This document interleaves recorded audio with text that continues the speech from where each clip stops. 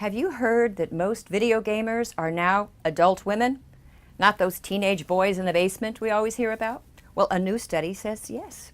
Feminist tech writers have seized on the study as proof that the video industry has fallen behind the times. Too many games, they say, perpetuate a culture of sexism and misogyny. Well, has the gentle sex taken over video games? And are games rife with sexism? That's coming up next on The Factual Feminist.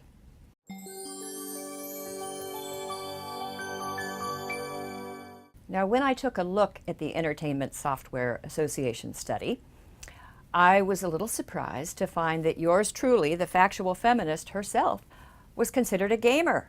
Now, I do not recall playing a video game since maybe Pac-Man in a bar in Cambridge, Massachusetts around 1980. The study counted anybody who plays, however occasionally, just simple smartphone games like Bejeweled or Angry Birds. Now, I don't fault the researchers for these findings. I think it's great that the world of games is expanding and that there are more women creating and playing games. But a distinction is in order. There are casual game players and there are the hardcore gamers for whom highly complex competitive video games are a primary life passion. And adult women are not the key demographic here. Researchers at UCLA, they have been studying the pastimes of college freshmen for more than 40 years.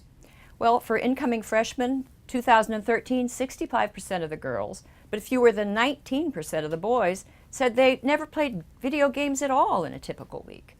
Now, among the hardcore gamers who play more than 20 hours a week, the ratio of boys to girls is about 7-1. Now, this is a huge gender gap, and it has persisted for decades. Now, it looks as if this gender gap is fairly constant. Are there video games that are rife with sexism? Is that true?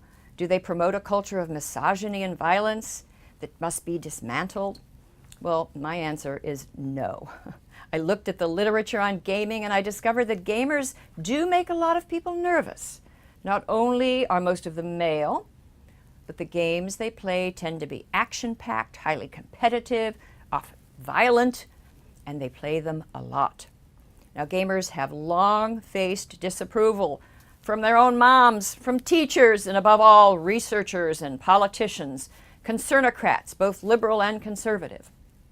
Well, for years, games like Grand Theft Auto and Call of Duty were said to cause violence, even though no one has been able to establish a clear correlation. Now, those concerns over violence have sort of died down, especially when the Psychological Bulletin published a major article in 2010 declaring the video game scare was, quote, much ado about nothing. And one graph showed that as video games have surged in popularity, youth crime has plummeted. Well, now gamers are dealing with a new army of critics, gender activists and, hipsters with degrees in cultural studies. And these critics are concerned that gaming is largely a heteropatriarchal capitalist pursuit. Why, they ask, isn't it more inclusive? Why must there always be male heroes? Why are females portrayed either as damsels in distress or sex objects? Now, these critics have made some useful points about sexist tropes and narratives, but they do a lot of cherry picking and they ignore the fact that the world of gaming has become inclusive. There are games that fit a vast array of preferences and games with responsibly proportioned and appropriately garbed female protagonists. Yet the video game gender police have become so harsh and intolerant, relentless. Many of them want more than women on both sides of the video screen. They want the male video game culture to die. Now, male gamers as a group do evince a strong preference for games with male heroes and sexy women. Now, could that be because they are male? There is no evidence that these games are making males racist, misogynist, homophobic. In fact, all the data we have suggests that millennial males, and these are people born and raised in video game nation, they're far less prone to these prejudices than previous generations. Now, imagine if a group of gender critics attacked women-centered shows like Oprah or The View or women's magazines for privileging the female perspective and marginalizing men, treating them as the other. So what exactly are you criticizing men of in the video game industry? Of not being women? guilty. I mean, the fans might be tempted to tell them to bug off, find your own shows. And that's what many gamers have done. And most did it with logic, evidence, and humor.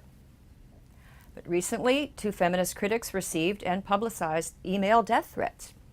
Now, no one knows who sent them. There are millions of gamers, and I'm sure they include a few sociopaths, if it was indeed gamers who sent the threats. But many of the new culture critics have seized on the emails as a sure sign of patriarchal pathology at the heart of gamer culture. According to one academic pontificator, quote, "What we are seeing is the end of gamers and the viciousness that accompanies the death of an identity." Well, I have spent the last few weeks looking into the gamer culture, talking to gamers, looking at the data. I don't see pathology or imminent death.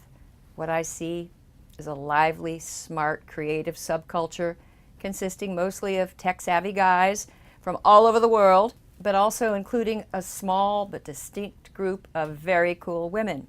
Now, if you love games, they don't really care about your age, your race, your ethnicity, your gender, your sexual preference. They just want a game. My suggestion to their critics, stand down. Now, what do you think of the controversy over games? Let us know in the comments section. And if you appreciate these videos, please show your support by subscribing to the series and follow me on Twitter. Thank you for watching The Factual Feminist.